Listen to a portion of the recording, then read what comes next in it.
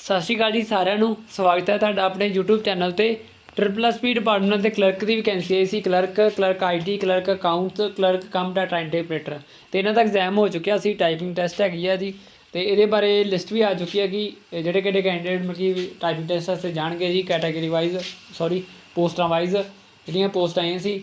ਅਤੇ ਜਿਨ੍ਹਾਂ ਵੀ ਕੈਂਡੀਡੇਟਸ ਨੇ clerk IT, clerk cum data interpreter ਲਈ ਅਪਲਾਈ ਕੀਤਾ ਸੀ, ਆਪਣੀ ਲਿਸਟ ਦੇਖ ਸਕਦੇ ਆ ਜੀ ਕਿ ਕਿੰਨੇ ਨੰਬਰ ਉਹਨਾਂ ਦੇ ਆਏ ਆ ਜੀ। ਅਤੇ ਕਿੰਨੇ ਕੈਂਡੀਡੇਟਸ ਮਤਲਬ ਕਿ ਉੱਥੇ ਜਾਣਗੇ ਜੀ। ਠੀਕ ਆ ਜੀ। ਬਾਕੀ ਤੁਹਾਡੇ ਜਿਹੜੇ ਗਿਆ ਟਾਈਪਿੰਗ ਟੈਸਟ ਦੇ ਐਡਮਿਟ ਕਾਰਡ ਆ ਕੱਲ੍ਹ ਤੱਕ ਆ ਜਾਣੇ ਆ ਜੀ। ਠੀਕ ਆ। ਆਲ ਦੀ ਬੈਸਟ ਜੀ। ਅਤੇ ਜਿਨ੍ਹਾਂ ਦੇ ਵੀ ਟਾਈਪਿੰਗ ਆ ਰਹੀ ਆ ਜੀ, ਆਪਣੀ ਇੰਗਲਿਸ਼ ਪੰਜਾਬੀ ਦੀ ਤਿਆਰੀ ਰੱਖੋ ਜੀ। ਅਤੇ ਬਾਕੀ ਗੱਲ ਹੋਰ ਦੱਸਣਾ ਚਾਹੁੰਦਾ ਕਿ ਟਾਈਪਿੰਗ ਦੀਆਂ ਤੁਹਾਨੂੰ ਪਤਾ 3-4 ਲਿਸਟਾਂ ਆ ਜਾਂਦੀਆਂ ਨੇ। ਪਿਛਲੇ ਵੀ 2021 ਦੀ ਆਈਆਂ ਸੀ ਅਤੇ 3 ਲਿਸਟਾਂ ਆਈਆਂ ਸੀ। ਠੀਕ ਆ। ਅਤੇ ਹਲੇ ਵੀ ਉਹਨਾਂ ਦੇ ਕੈਂਡੀਡੇਟਸ ਬਚ ਗਏ ਸੀ ਕਿ ਜਿਹਨੇ ਹਲੇ ਕਲੀਅਰ ਨਹੀਂ ਹੋਏ ਸੀ। ਠੀਕ ਆ ਜੀ। ਅਤੇ ਹੁਣ ਮੈਂ ਮਤਲਬ ਕਿ ਲਿਸਟਾਂ ਦਿਖਾਉਣਾ ਜੀ। ਜੇ ਆਪ ਦੇਖਣਾ ਚਾਹੁੰਦੇ ਹੋ ਟ੍ਰਿਪਲ SP ਦੀ ਸਾਈਡ 'ਤੇ ਜਾ ਕੇ ਦੇਖ ਸਕਦੇ ਹੋ ਜੀ। ਅਤੇ ਵੈਸੇ ਮੈਂ ਟਾਈਪਿੰਗ ਟੈਸਟ ਜਿਹੜੇ ਕੈਂਡੀਡੇਟ ਸ਼ੋਰਟ ਲਿਸਟ ਕੀਤੇ ਹੋਏ ਜੀ, ਉਹਨਾਂ ਦੀ ਲਿਸਟ ਮੈਂ ਪਾ ਚੁੱਕਿਆ ਜੀ। ਬਾਕੀ ਹਾਲੇ ਜਿਨ੍ਹਾਂ ਦੇ ਨੰਬਰ ਹਲੇ ਘੱਟ ਆ, ਟੈਨਸ਼ਨ ਨਾ ਲਓ, ਹਲੇ ਹੋਰ ਲਿਸਟ ਆ ਜਾਣੀ। ਕਿਉਂਕਿ ਪੰਜਾਬੀ ਦੀ ਤੁਹਾਨੂੰ ਪਤਾ ਟਾਈਪਿੰਗ ਬਹੁਤ ਔਖੀ ਹੁੰਦੀ ਰਾਵੀ ਦੀ, ਉਹ ਬਹੁਤ ਕੈਂਡੀਡੇਟਸ ਤੋਂ ਨਹੀਂ ਨਿਕਲਦੀ। ਵੈਸੇ ਮੈਂ ਦੇਖਿਆ ਮੋਸਟਲੀ ਕੁਛ ਬੱਚੇ ਹੀ ਕਲੀਅਰ ਕਰਦੇ ਆ।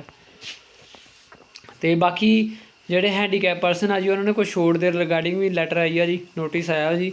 ਜਿਹੜੇ ਇਹਨਾਂ ਅਪਲਾਈ ਕੀਤਾ ਸੀ ਉਹ ਵੀ ਤੁਸੀਂ ਆਪਣਾ ਨੋਟੀਫਿਕੇਸ਼ਨ ਮੈਂ ਪਾ ਦਾਂਗਾ ਜੀ। ਜਿੱਦਾਂ ਹੁਣ ਕਲਰਕ ਲੀਗਲ ਆ ਜੀ, ਇੱਥੇ ਕਲਰਕ ਲੀਗਲ 'ਤੇ ਕਰਦੇ ਆ ਜੀ। ਅਤੇ ਕਿੰਨੇ ਕੈਂਡੀਡੇਟ ਹੋ ਕੇ ਬੁਲਾਏ ਉਹਨਾਂ ਨੇ।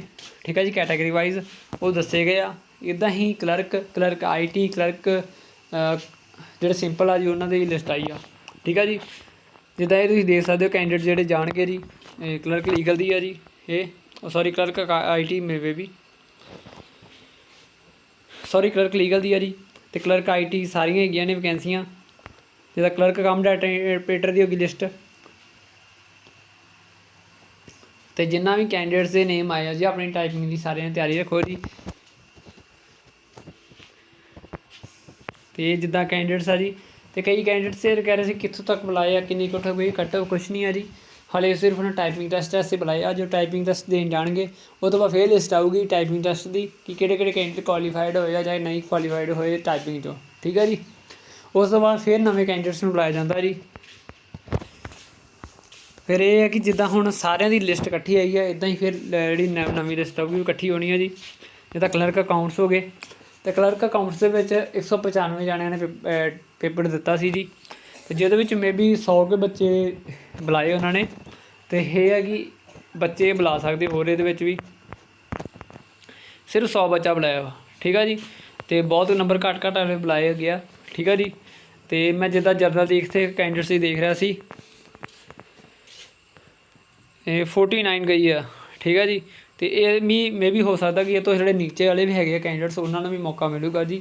ਅਤੇ ਬਾਕੀ ਇਹ ਕਿ 95 ਕੈਂਡੀਡੇਟਸ ਰਹਿ ਗਏ ਆ ਜਿੱਦਾਂ ਮੰਨ ਲਓ ਲਾ ਲਈਏ। ਅਤੇ ਮਤਲਬ ਬਹੁਤ ਸਾਰੇ ਕੈਂਡੀਡੇਟਸ ਤੋਂ ਟਾਈਪਿੰਗ ਨਹੀਂ ਕਲੀਅਰ ਹੋਣੀ। ਜਿਹੜੇ ਕਲੀਅਰ ਕਰਦੇ ਚਲੋ ਵਧੀਆ, ਵੈਲ ਐਂਡ ਗੁੱਡ ਕਿ ਕਰ ਲੈਣ। ਠੀਕ ਆ ਜੀ। ਅਤੇ ਹੋਰ ਵੀ ਜਿਨ੍ਹਾਂ ਦੇ ਨੇਮ ਆਉਣਗੇ, ਠੀਕ ਆ ਜੀ, ਤਾਂ ਉਹ ਅੱਗੇ ਜਾਣਗੇ। ਅਤੇ ਬਾਕੀ ਟਾਈਪਿੰਗ ਦੀ ਆਪਣੀ ਸਾਰਿਆਂ ਦੀ ਤਿਆਰੀ ਰੱਖੋ ਜੀ। ਅਤੇ ਜਿੰਨੀ ਸਪੀਡ ਹੁੰਦੀ ਕਰੋ। ਬਾਕੀ ਟਾਈਪਿੰਗ ਜ਼ਰੂਰ ਦਿਓ ਕਿਉਂਕਿ ਤੁਹਾਨੂੰ ਸਿੱਖਣ ਨੂੰ ਕੁਛ ਨਾ ਕੁਛ ਮਿਲੂਗਾ। ਕਈ ਵਾਰ ਇੱਦਾਂ ਵੀ ਹੋ ਸਕਦਾ ਕਿ ਤੁਹਾਨੂੰ ਕੁਆਲੀਫਾਈ ਕਰਾ ਦੇਣ। ਠੀਕ ਆ ਜੀ। ਇੱਕ ਦੀ ਕਲੀਅਰ ਹੁੰਦੀ ਆ ਅਤੇ ਉਹ ਬਾਕੀ ਤੁਹਾਡਾ ਰੱਬ ਰਾਖਾ ਜੀ। ਅਤੇ ਬਾਕੀ ਲਿਸਟਾਂ ਤੁਸੀਂ ਚੈੱਕ ਕਰ ਸਕਦੇ ਹੋ। ਅਤੇ ਜਿਹੜੀਆਂ ਵੀ ਹੈਗੀਆਂ ਸੀ clerk IT, clerk legal, clerk accounts, clerk cum data interpreter, ਉਹਨਾਂ ਦੀ ਟਾਈਪਿੰਗ ਵਾਸਤੇ ਜਿਹੜੀ ਸ਼ੋਰਟ ਲਿਸਟ ਕੈਂਡੀਡੇਟਸ ਹੋਏ ਉਹਨਾਂ ਦੀ ਲਿਸਟਾਂ ਆ ਗਈਆਂ ਨੇ ਜੀ। ਤੁਸੀਂ ਚੈੱਕ ਕਰ ਲਓ ਜੀ।